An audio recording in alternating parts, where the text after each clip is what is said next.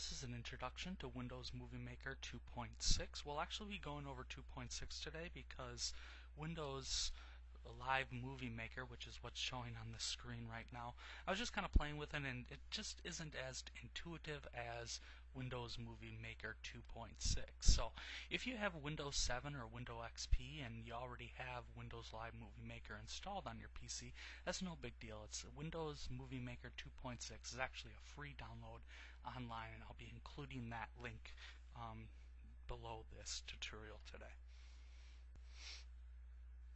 First things first, let's show you the different areas of our screen that we have. On the far left hand side we have our task area. This is the kind of the quick easy place that you can go to import video, pictures, audio, show the different effects, and actually finish out the movie when you are ready to actually do that. The other options is if you click on this collections button, you'll see the different folders where your files are actually kind of organized. So right now my tutorial video collection is selected. That's all of these different clips that I've imported in previously. You'll see if I click on this XD logo file that now I have another file or folder that actually has some of my XD tutorial videos and music files here. Okay. So this is actually the place where you can grab a file or a picture or a sound and move it down to your storyboard or your timeline. So this here area, it's basically showing you the progression of your movie. You can click on the time, it'll actually give you a little pop-up of where your cursor is currently at for the time. And there's all sorts of different options that you can kind of play around with in this timeline view. There's also a storyboard view, so it's actually our different clips that we've brought in, and we can put in transitions in between them.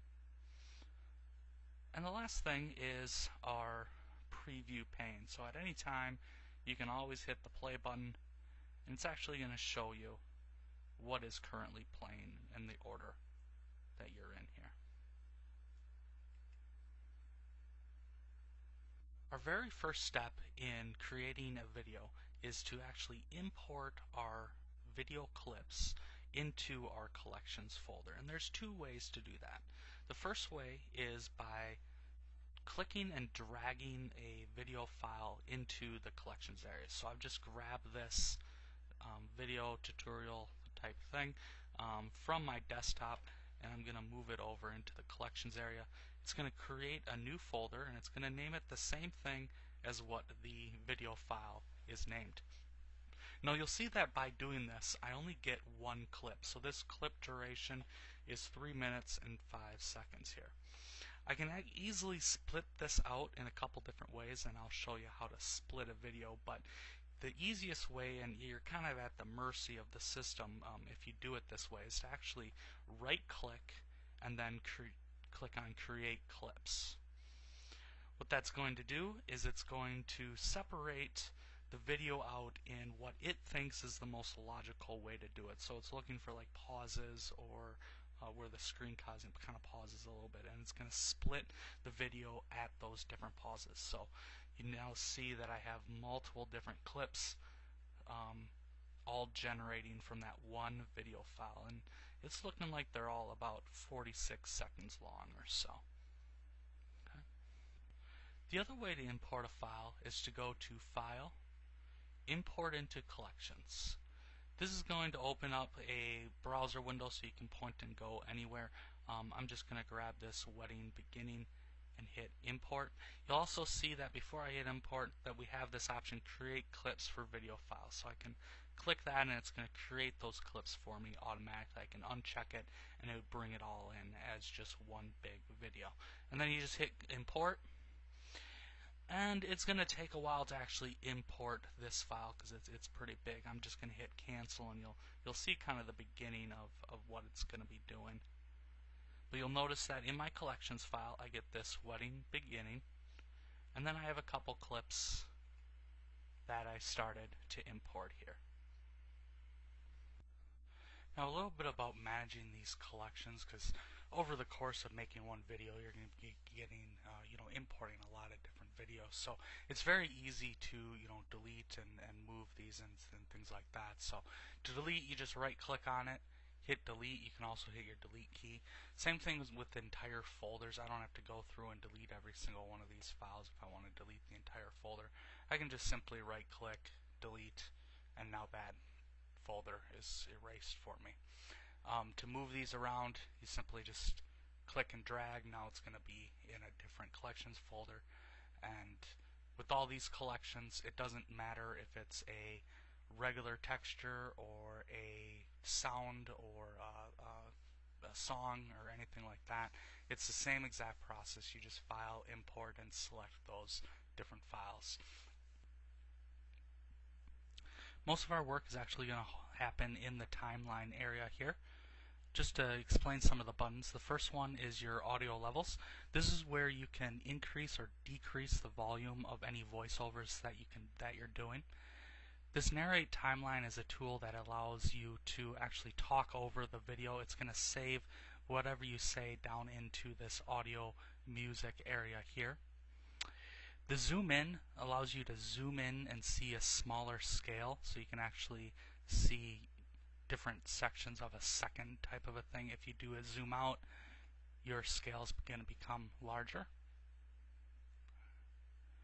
Rewind just allows you to go all the way back to the very beginning. Play allows you to play, so as it's moving across or playing here, you're going to see it up in your preview screen. And then the last button obviously is your show storyboard. The next thing that I'd like to show you is actually how to start building your video. It's a very easy method. It's just a click and drag method. So I can click here and then drop it down into my storyboard. The storyboard is going to be just an overarching, screenshots of each video clip, where the show timeline is the more detailed second by second, and we'll be going over how to do a couple different effects in here as well. But in the storyboard, it's really nice because we have little spots here that will actually allow us to transition between videos. So I can click on my video transitions, and let's say I want a checkerboard. I can drag the checkerboard right there, and now if you look at my preview screen here, when I click play, you'll see the checkerboard effect come into play. So again, just to show you that again, just kind of checkerboards and then transitions into this second clip here.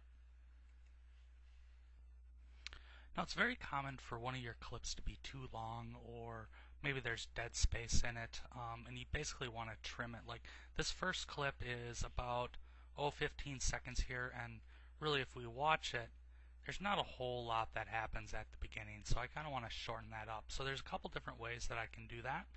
I can either pause it right here, see how my blue slider's there, that's gonna right at that 10 seconds. I can click this button here, which is the split the clip, and then I can delete. All I'm doing is hitting the delete key while clicking on this first clip area, and that's going to delete that from my slide. The other option that you can do is if you move your mouse to just the very edge of a clip, you can click and drag, and that will also trim the video. And you can do that on either side of the video to shorten that up. What I'm going to do is I'm actually going to delete this so I get a little bit bigger so you can see this here, and I'm going to drag it down in between. The other nice thing is if we click on this clip right here, I can actually slide it over and move it over. See how my blue line, so now it's going to actually be all the way at the bottom, at the back here. So we can also transition or make this clip actually fade in over the top of this clip here, this tutorial 03. So if I click on tutorial video number 1 and I slightly move it over, you're going to see this blue box kind of transition like such, and then they kind of overlap. So now if you watch the tutorial, I hit play, see how this one kind of fades out and the next clip is going to fade in over the top of it. It's like such. So that's a good, nice way to transition from one clip to the next clip. To undo that, you just click and move until that box becomes straight again, and now you have two separate clips. And instead of fading out, it just automatically switches right over.